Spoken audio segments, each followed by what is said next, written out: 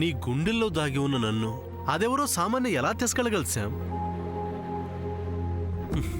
అసలు మన మధ్య అలాంటి ఒక డిస్టర్బెన్స్ రావడానికి కారణం నువ్వే కదా. కమాన్ టెల్ మీ, తప్పు నీదా నాదా?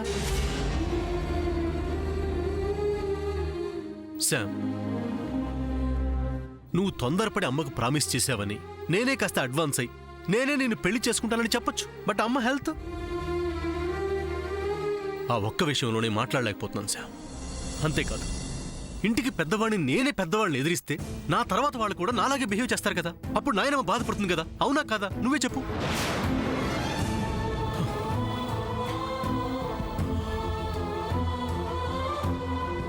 అలాగని నిన్ను వదులుకోలేను, వదులుకోను కూడా.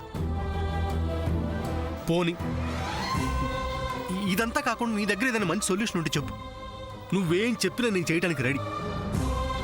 నీ సంతోషం కోసం నేను ఏదైనా చేస్తాను. చెప్పు, ఏం చేయమంటావు?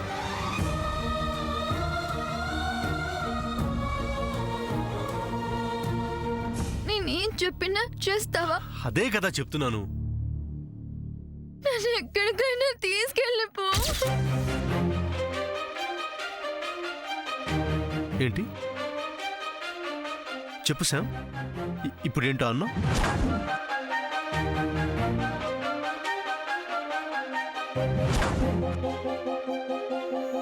చెప్పు శామ్, నాకు సరిగ్గా వినిపించలేదు. మళ్ళీ ఒకసారి చెప్పు.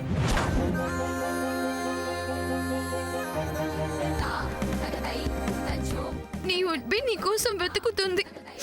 She is waiting for you. Go.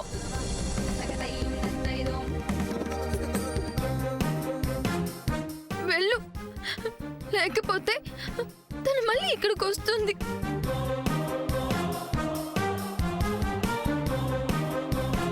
Okay, వెళ్తాను. వెళ్తున్నాను కదా అని మళ్ళీ తనంటే నాకు భయం అని మాత్రం అనుకోకు. నాకు భయం ఉంది, అది నిజం. కానీ అది తన గురించి కాదు, నీ గురించి.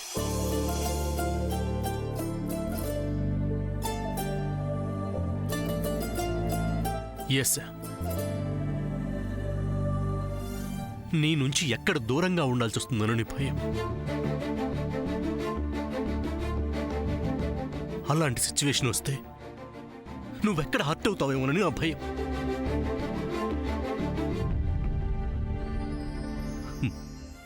మనల్ని విడదీస్తారేమోనని భయం సార్. బట్ నా గురించి నువ్వు ఇంతగా ఆలోచిస్తున్నావన్న విషయం తెలిసాక, నీ మాటలు విన్నాక నాకు ఆ భయం పోయింది సార్. నిన్ను నన్ను ఎవ్వరూ విడదీయలేరు. నాకింకా భయం లేదు. కానీ నువ్వు క్షణానికి ఒక రకంగా మాట్లాడుతుంటే నాకు భయం వేస్తుంది, మైండ్ పోతుంది. So don't behave like that, okay?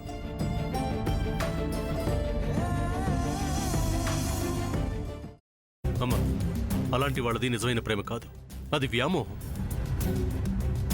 Exactly చిన్నత్త, నిజంగా ప్రేమించుకున్న వాళ్ళు అలా చేయరు. ఎంత మనసు విరిగిపోతే కన్న కూతుర్ని పట్టుకొని మా దృష్టిలో చచ్చిపోయా ఉంటుందా తల్లి?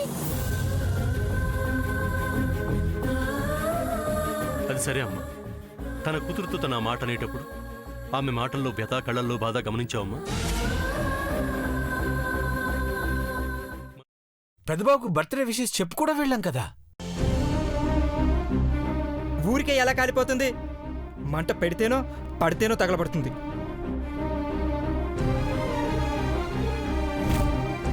కరెక్ట్ చిన్నబాబు, నీకొచ్చినట్టే నాకు డౌట్ వచ్చింది.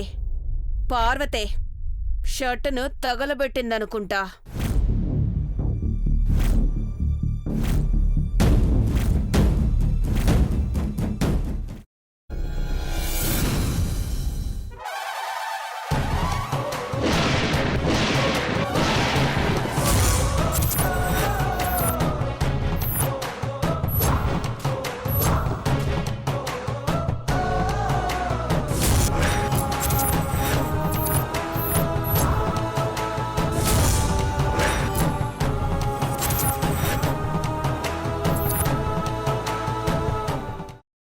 కున్న తర్వాత పొట్టు తీసేసి చాప్ చేసి పక్కన పెట్టుకోవాలి.